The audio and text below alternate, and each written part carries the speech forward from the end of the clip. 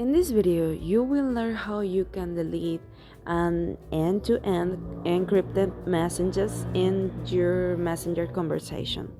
First, what we must do is go to our messenger application. Once we are here, we will find a conversation that we want to delete from this conversation. Okay.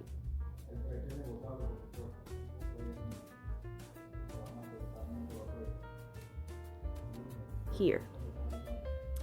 We are going to touch it and we are going to upper right corner where the small icon appears.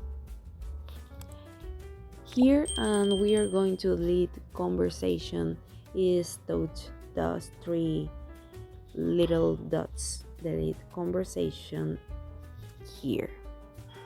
And this will cause the encrypted messages to be deleted. It happens that there is no option to do this before deleting the chat, but rather you have to delete in which you adopt. So thanks for watching this video. Don't forget to tell us what you thought of it, and if you need anything else specific, leave in the comments.